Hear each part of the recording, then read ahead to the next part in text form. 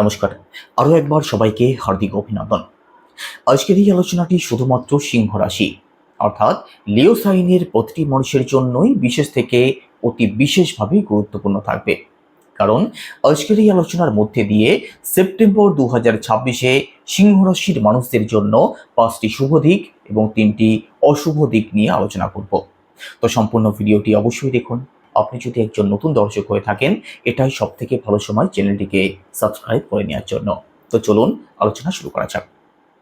সিংহ রাশির মানুষ যারা রয়েছেন, আপনাদের জন্য প্রথম যে শুভ দিকটি থাকবে, স্বাস্থ্য সংক্রান্ত দিক নিয়ে সম্পূর্ণ সেপ্টেম্বর মাসে মেজর কোনো ইস্যুর সম্ভাবনা থাকছে না। স্বাস্থ্য আপনাদের ভালোই থাকবে, তবে কিছু ক্ষেত্রে নিজেদের খাওয়া দাওয়ার দিক থেকে একটু সিরিয়াস থাকার চেষ্টা করবেন।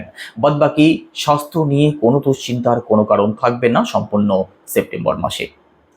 দ্বিতীয় যে ভালো দিকটি রয়েছে, দেখুন সিংহ রাশির মানুষেরা রয়েছেন, প্রথমত সেভিংসের দিকটা, ইনকামের জায়গাটা আপনাদের বেটার থাকবে, বেটার হতে দেখা যাবে। সম্পূর্ণ সেপ্টেম্বর মাসে আপনি ইনকাম যেমন করতে পারবেন, সেই ইনকাম আপনি সেভিংসও করতে পারবেন। পারিবারিক দিক নিয়ে যদি কোনো প্রকার কোনো সমস্যা থাকে, তার থেকে আপনি বেরিয়ে আসতে পারবেন। পরিবারের মানুষদের সাথে অ্যাটাচমেন্ট বন্ডিংয়ের জায়গাটা আগের থেকে আরও অনেক অংশেই বেটার হতে দেখা যাবে। কথা বলা সংক্রান্ত কোনো কাজের সাথে যারা যুক্ত আছেন, আপনাদের কাজ ভালো চলবে। কোনো সমস্যা থাকলে সেই সমস্যাগুলো মিটে যাওয়ার সম্ভাবনা রয়েছে। কথা বলা সংক্রান্ত কাজগুলির মধ্যে যেমন কমিউনিকেশন, কনসালটেন্ট, মার্কেটিং অথবা টিচিং, সমস্ত কিছু যে সমস্ত প্রফেশনে আপনাদের কথা বলতে হয়।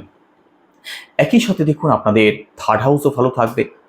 তো আমাদের তৃতীয় যে শুভ দিকটি রয়েছে, অনলাইন কাজ যারা করেন, কোনো ডিজিটাল মার্কেটিংয়ের সাথে যারা যুক্ত আছেন, আপনাদের জন্য ভালো সময় থাকবে।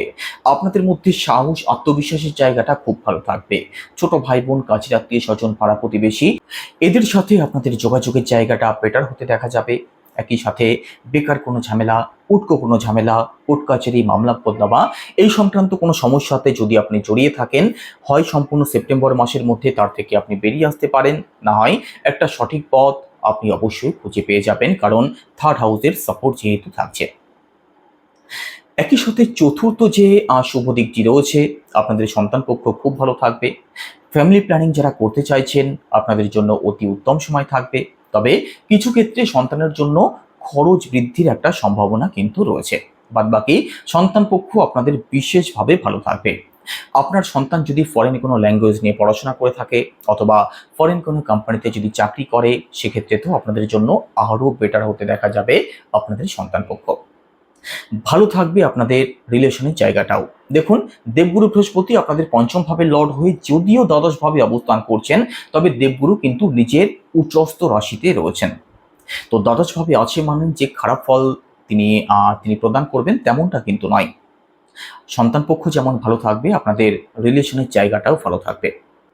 এবার পঞ্চম যে শুভ দিকটি রয়েছে, সেটি হচ্ছে আপনাদের কর্মজীবন। কর্মজীবন আপনাদের খুব ভালো থাকবে। কর্মজীবনে পজিটিভ কিছু পরিবর্তন আসতে পারে।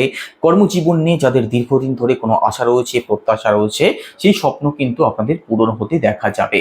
কারণ দশম ভাবের লর্ড শুক্র গ্রহ থার্ড হাউসে নিজের ঘরেই অবস্থান করছেন।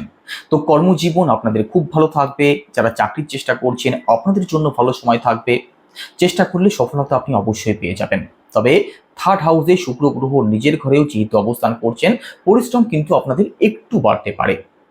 তবে পরিশ্রম যদিও বাড়ার সম্ভাবনা রয়েছে, তবে কর্মজীবনে উন্নতির কিন্তু মারাত্মক সম্ভাবনা রয়েছে। পরিশ্রম করুন, নিজের উপরে নিজে ভরসা রাখুন, নিজের কাজের উপরে ভরসা রাখুন, আপনার জীবনে উন্নতি হতে সময় লাগবে না। এবার আসি কোন কোন দিকগুলো থেকে আমাদের একটু সিরিয়াস থাকতে হবে। দেখুন, প্রথমেই বলি, প্রপার্টি সংক্রান্ত যে কোনো ডিসিশন যদি নেওয়ার থাকে, 19 তারিখের মধ্যবর্তী সময়ে নেওয়ার চেষ্টা করবেন। 19 তারিখের পরবর্তী সময়ে প্রপার্টি সংক্রান্ত যে কোনো সমস্যার সমাধান হতে কিন্তু সময় লাগবে।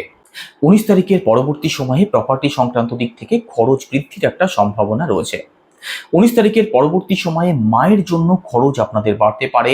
এই সময় আপনার সাথে আপনার মায়ের যোগাযোগের জায়গাটা খুব ভালো না থাকতে পারে। আপনার মায়ের সাথে আপনার ভুল বোঝাবুঝি হতে পারে। এই দিকগুলো থেকে অবশ্যই সিরিয়াস থাকার চেষ্টা করবেন। দ্বিতীয় যে সাবধান বাণীটি রয়েছে, এখানে দেখুন আপনাদের দাম্পত্য জীবনের দিক থেকে। সপ্তম ভাব থেকে আমাদের দাম্পত্য জীবনকে বিচার করা হয়। সপ্তম ভাবে রাহু অবস্থান করছেন। সপ্তম ভাবের লর্ড কর্মফলদাতা শনিদেব অষ্টম ভাবে অবস্থান করছেন। তো দাম্পত্য জীবনে ছোটখাটো প্রবলেম তৈরি হতে পারে, অকারণ ভুল বোঝাবুঝি হতে পারে। তো দাম্পত্য জীবনের দিক থেকে সিরিয়াস কিন্তু থাকতেই হবে। একই সাথে সপ্তম ভাবের লর্ড নবম ভাবে যেহেতু রেট্রোগেট অবস্থাতে বর্তমানে রয়েছেন, আপনার যিনি পার্টনার আছেন তার স্বাস্থ্য সংক্রান্ত দিক থেকেও কিন্তু একটু সিরিয়াস থাকার চেষ্টা করবেন। তো দাম্পত্য সংক্রান্ত যে কোনো দিক থেকে একটু সিরিয়াস কিন্তু থাকতেই হবে। তৃতীয় যে সাবধানের মানেটির কথা বলবো, দেখুন যারা ব্যবসা করেন অথবা যারা পার্টনারশিপের সাথে যুক্ত আছেন, বিশেষ করে যারা পার্টনারশিপের সাথে যুক্ত আছেন, আপনাদের কিন্তু চোখ কান খোলা রাখতেই হবে, কারণ বিশ্বাসঘাতকতা কিন্তু আপনাদের সাথে হতে পারে। তো পার্টনারশিপ যারা আছেন অবশ্যই সিরিয়াস থাকুন।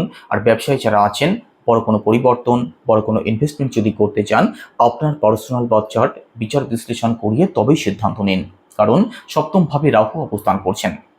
তো আপনার জন্য যেহেতু বর্তমানে শনির ঢায়া প্রভাবও চলছে, কিছু নেগেটিভ প্রভাব যদি চলে আসে তাহলে কিন্তু ব্যবসাতে লসের সম্মুখীন আপনাকে করতে হতে পারে, ব্যবসা খুব ভালো না চলতে পারে। তো এই সংক্রান্ত দিকগুলো থেকে অবশ্যই সিরিয়াস থাকার চেষ্টা করুন। তো কী উপায় অবলম্বন করবেন? শনির বীজমন্ত্র জপ করুন, সেটা কি ওম প্রাম প্রিম প্রমসা শনিশ্চরায় নমঃ, রোজ 108 বার। যদি সম্ভব হয় প্রতিদিন হনুমান চল্লিশা পাঠ করুন, আর যদি সম্ভব না হয় সেক্ষেত্রে প্রতি শনি এবং মঙ্গলবার আপনি হনুমান চল্লিশা পাঠ করতে পারেন। অসহায় কোনো মানুষকে আপনার যতটা সম্ভব দান করার চেষ্টা করুন। রাস্তার কোনো কুকুরকে শনিবার করে কিছু খাবার আপনি দিতে পারেন, তাহলে আপনার জীবনে যদি খুব বড় কিছু সমস্যা থাকে, বিশেষ করে শনির ঢাইয়া চলাকালীন, সেই সমস্যা কিন্তু অনেক অংশেই কমতে দেখা যাবে। কেমন লাগলো আলোচনা? কোথায় বসে ভিডিও দেখছেন? আপনার কি রাশি? আমাকে কমেন্ট করে জানাতে ভুলবেন না। তো সবাই ভালো থাকুন, সুস্থ থাকুন। নমস্কার।